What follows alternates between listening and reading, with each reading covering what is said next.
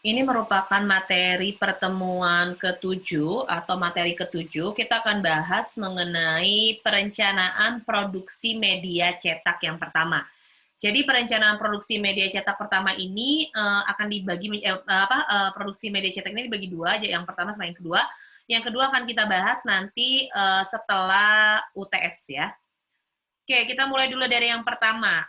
Apa sih yang disebut dengan perencanaan media cetak? Perencanaan media cetak ini adalah proses bagaimana mendefinisikan satu tujuan organisasi, membuat strategi untuk mencapai tujuan. Nah, ini gunanya adalah untuk mengembangkan rencana aktivitas kerja yang berkaitan dengan produksi media cetak.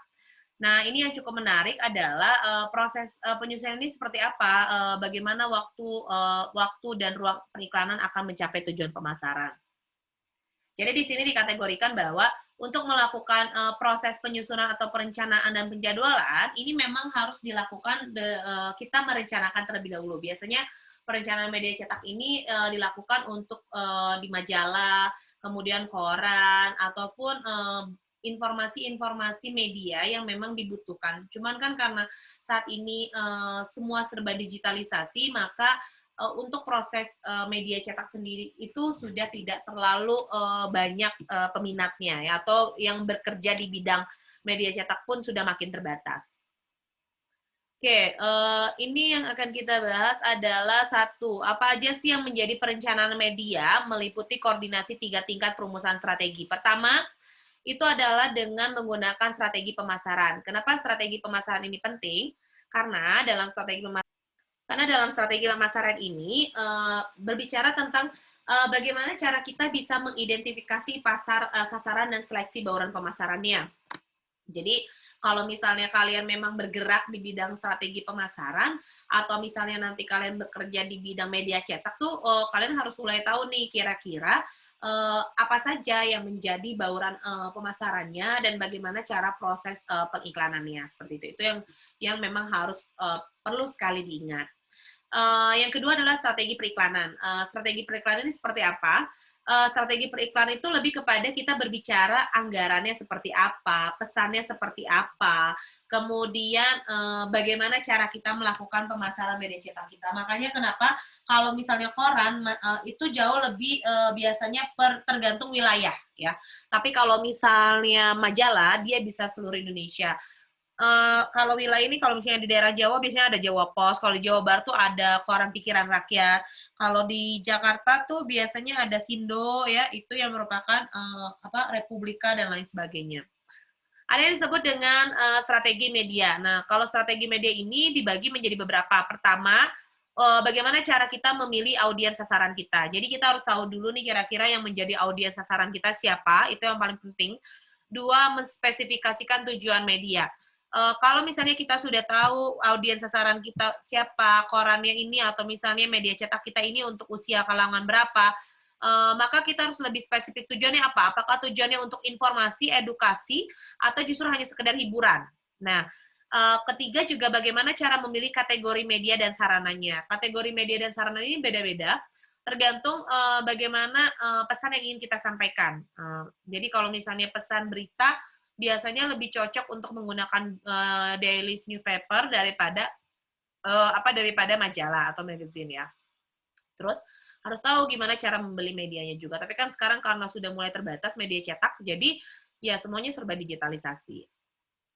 Kemudian ada 4 faktor utama yang digunakan untuk mensegmentasikan audiens sasaran dalam strategi media.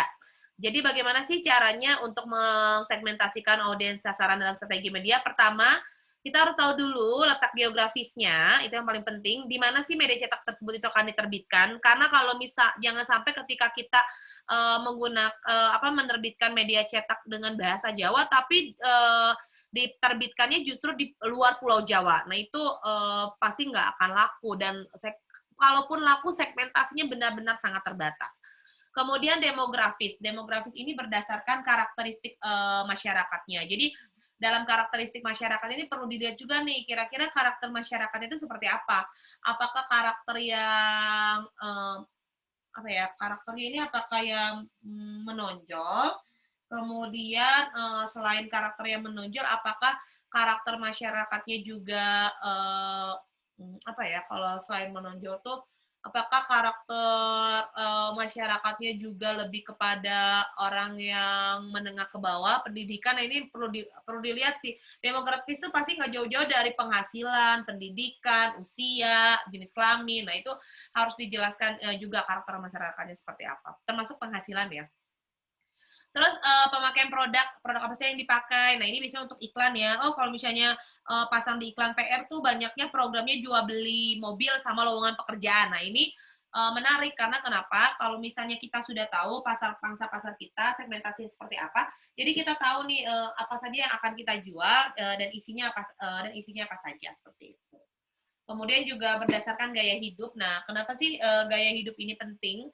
Ketika kita sudah tahu psikografis dari masyarakat yang akan menggunakan media kita, ya ketika kita sudah tahu nih masyarakat yang menggunakan media kita, maka otomatis kita tahu, oh berarti saya akan buat media khusus wisata kuliner. Karena ternyata masyarakat Indonesia ini seneng banget hobi makan, kemudian misalnya hobi banget berwisata kuliner dan lain sebagainya. Jadi makanya disebut gaya hidup atau psikografis itu sendiri ya.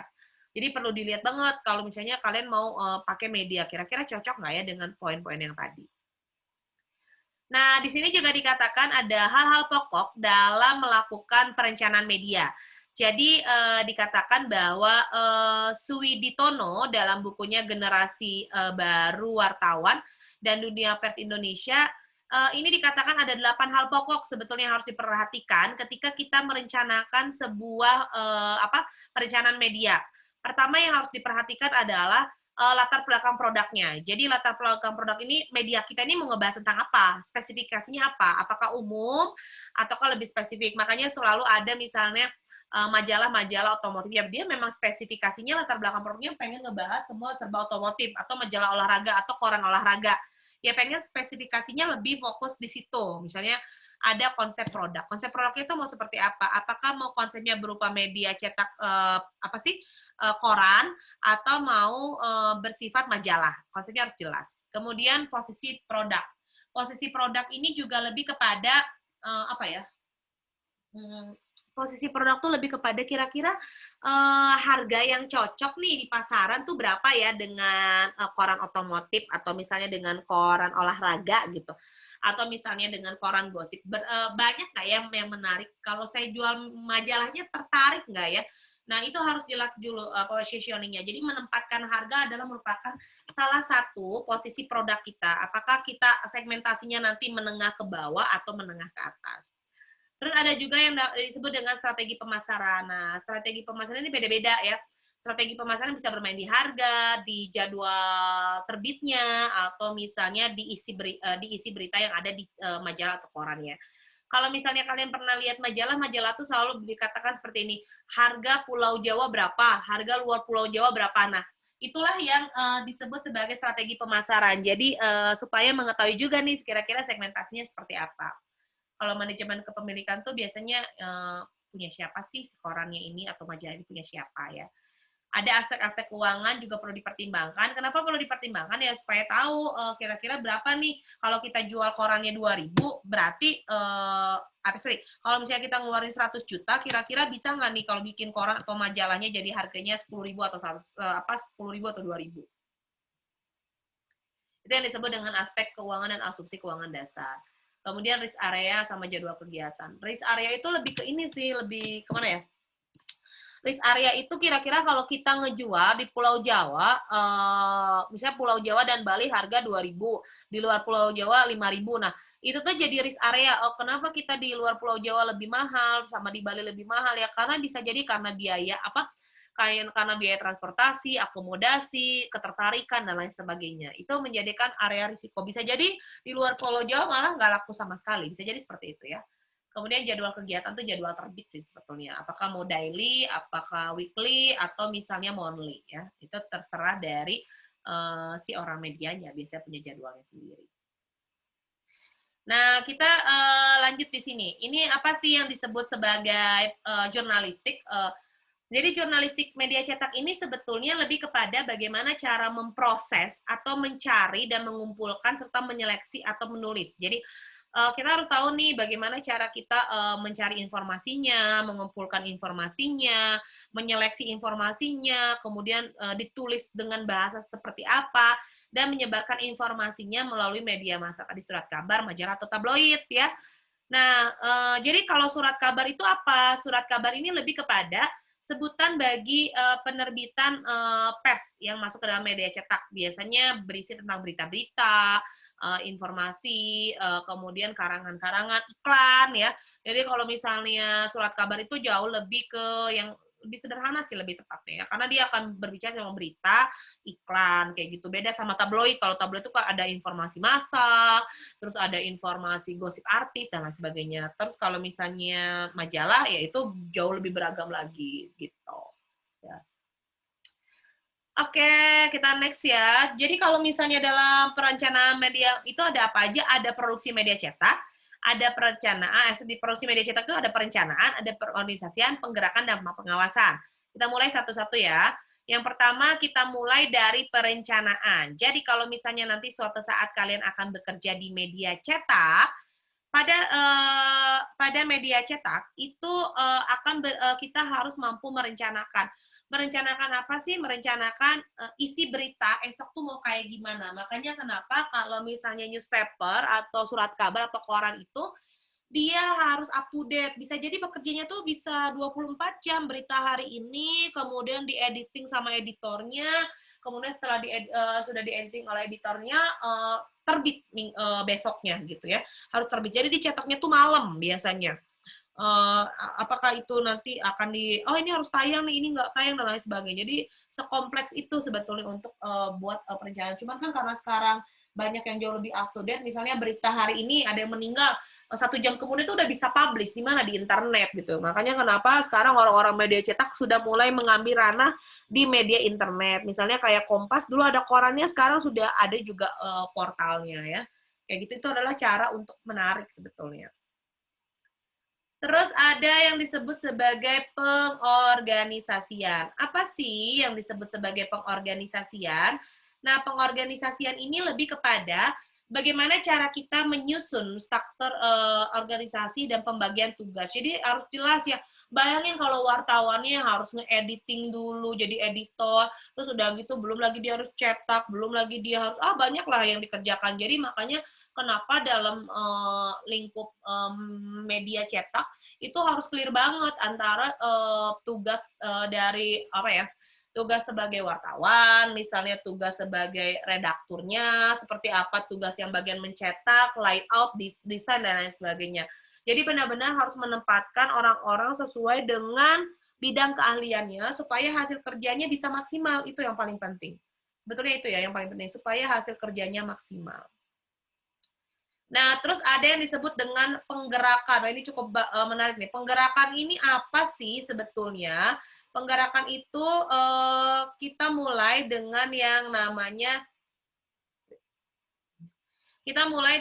namanya penulisan. Oke. Jadi kalau penulisan ini seperti apa? Ada yang disebut dengan teknik peliputan berita. Oke, teknik peliputan berita itu apa? Teknik peliputan berita tuh macam-macam. Ada yang disebut dengan reportase, biasanya dia langsung datang ke lapangan. Ada wawancara. Kalau wawancara itu menggali informasi dan lain sebagainya. Biasanya ini nggak harus ada di lapangan, nggak harus. Biasanya dibuat temu janji dulu. Ketika sudah menemukan temu janji, baru bisa dilakukan wawancara. Kemudian ada riset kepustakaan. Kalau riset kepustakaan tuh biasanya kita googling ya, cari baik itu baca ataupun yang lain sebagainya. Untuk mendapatkan fasilitasnya. Kemudian ada kantor berita. Nah, kalau kantor berita ini ya orang-orang yang akan membeli berita gitu. Jadi bisa ada wartawan-wartawan lepas karena dia nggak mau terikat sama salah satu perusahaan media. Jadi dia cuma jadi wartawan lepas, dia cari beritanya sendiri, beritanya terus dia jual ke si kantor berita. Nah, itu adalah salah satu cara yang jauh lebih efisien buat si orang kantor berita sebenarnya. Ini disebut dengan teknik peliputan berita. Nah, kemudian, kalau penulisan berita tuh apa aja sih? Nah, ini yang cukup menarik ya. Jadi kalau penulisan berita itu akan berbicara mengenai dimulai dengan penulisan berita tuh lebih dimulai dengan ringkasan atau klimaks, alineyanya seperti apa, kemudian bagaimana cara menulisnya, bagaimana cara menyusunnya, sehingga membuat ketika kan di lapangan misalnya kita ngerekamnya atau kita wawancara satu adegan, tapi gimana caranya cuman muat dalam beberapa kolom atau dalam beberapa baris. Nah itu kan mau nggak mau kita harus memiliki salah satu teknik penulisan yang menarik sehingga orang tuh mau membaca tulisan kita secara runut dan rapi. Jadi makanya kenapa kalau misalnya dalam penulisan media cetak itu kita harus runut, harus rapi dan tersusun seperti itu. Oke, kalau berita itu sebenarnya disusunnya dari apa aja sih? Berita ini disusun berdasarkan menggunakan rumus 5W1H ya, 5W1H. Ini cukup menarik. Apa aja 5W1H? Where, what, whom, when, kemudian sama who ya. Nah, berita ini disajikan dalam pola piramida terbalik sebetulnya. Kenapa disebut dengan piramida terbalik? Ya karena caranya berbeda. Pertama, kita harus memudahkan halayak yang sibuk untuk bisa membaca. Jadi beritanya jangan terlalu rumit bahasanya, jangan terlalu panjang, ringkas, singkat, padat. Biasanya seperti itu. Kemudian juga memudahkan wartawan dan editor memotong bagian berita yang dianggap kurang jelas. Jadi makanya proses editing itu kalian juga jangan kan editing berita ya, editing video atau editing tugas aja itu bisa berkali-kali ya, karena memang supaya hasil yang bagus gitu. Kemudian juga memudahkan para jurnalis untuk menyusun pesan berita. Kenapa harus disusun pesan beritanya? Ya kalau misalnya disusun dengan menarik, pesan beritanya ya pasti akan menjadi tertarik ya seperti itu. Itu yang yang harus menjadi satu pertimbangan. Jadi memudahkan berbagai macam pihak penulis, editor, sama pembaca kayak gitu. Menggunakan pola piramida terbalik ini tujuannya agar setiap penulisan berita wartawan dapat tersusun sih sebetulnya. Jadi jelas, terperinci, jadi nggak ngalor ngidul dan nggak kemana-mana. Karena semakin rinci penjelasannya, semakin lengkap ya, maka orang akan jauh lebih tertarik. Kemudian ada dua hal utama dalam merumuskan penyuntingan suatu berita. Pertama, mencegah terjadinya kesalahan-kesalahan. Dalam koran, media cetak koran ataupun majalah, itu kita benar-benar diteliti banget EYD-nya, diteliti banget tulisannya, jangan sampai ada typo, jangan sampai ada salah titik koma, karena berpengaruh. Karena balik lagi, dia tuh dibaca ya, bukan didengarkan. Kalau didengarkan mungkin bisa diralat, kalau ditulis kalau udah tersebar, gimana mau kita rawatkan? Jadi salah ejaan, struktur kalimat, kesalahan fakta, struktur berita itu bakalan jadi fatal banget. Makanya penting harus jelas banget bagaimana cara melakukan penyuntingannya. Dua, menjaga hal-hal yang tidak dikehendaki. Misalnya apa saja sih kata-kata yang tidak dikehendaki? Misalnya adalah kata-kata pengulangan kata atau kalimat yang mubazir. Ini tuh benar-benar harus dijaga banget supaya kata-katanya tidak mubazir. Pengulangan katanya juga nggak berulang-ulang. Itu yang paling bahaya ketika itu dilakukan berulang kali. Kemudian mengoreksi agar jangan ada fakta yang tertinggal. Ini penting karena ya balik lagi karena koran ini beritanya biasanya berita yang kemarin, mau nggak mau kita pastikan bahwa kita tidak merusak citra orang lain dan kita tidak merusak nama orang lain. Jadi penting banget buat si wartawan untuk menjaga fakta yang tertinggal atau fakta informasi yang ada. Terus menjaga ada kata kalimat atau yang menimbulkan pencemaran nama baik. Nah ini juga penting ya, gelar, apalagi itu orang selalu bermasalah dengan gelar. Jadi hati-hati ketika kalian nanti salah penulisan gelar siapapun itu, termasuk kalau misalnya kalian ada yang salah tulis tentang gelar kalian, itu pasti kalian akan tersinggung, biasanya seperti itu. Mau koreksi dan mengantisipasi berita yang sudah basi dimuat sebelumnya itu juga dihindari banget ya, kalau dicetak itu kalau udah basi terus diulangi lagi itu pasti akan menurunkan oplah penjualan sebetulnya. Hindari juga yang namanya kalimat-kalimat bohong atau berita-berita bohong atau hoax ya. Nah, sekarang tuh justru yang makin banyak hoax adalah berita-berita yang ada di media internet. Jadi gimana caranya supaya clickbait gitu. Jadi berita judul beritanya menutupi berita utama. Nah, itu yang bahaya. Judul berita menutupi berita utama itu yang benar-benar sangat berbahaya sebetulnya. Next, ada yang disebut dengan pengawasan. Nah, kalau pengawasan ini tuh apa ya?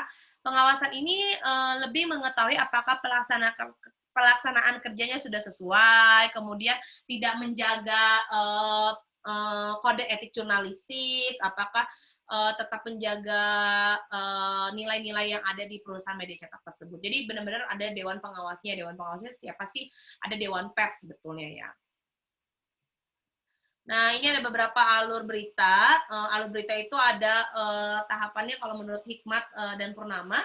Ada rapat des. Jadi kita tuh rapat sidang, rapat dulu. Oh kita bahas apa nih? Kalau misalnya bidangnya ada bidang olahraga, kita bahas apa nih tentang olahraga? Apa yang akan diangkat? Apakah tokohnya, apakah olahraganya, atau konfliknya, atau turnamennya kayak gitu. Terus rapat proyeksi itu kita rencanakan dulu. Rapat proyeksi itu kira-kira rencananya mau seperti apa nih buat besok, beritanya tentang apa, ngebahas tentang apa. Nah itu rapat proyeksi. Kemudian ada penugasan, itu wartawan yang ngerjain. Rapat budgeting adalah orang yang bagian ngurusin budgetnya nih, kira-kira budget untuk ngeliputnya berapa, budget untuk wawancaranya berapa, itu biasanya dipertimbangkan juga. Kemudian siapa yang akan nulis naskah, biasanya editor ya. Kemudian penyuntingannya seperti apa.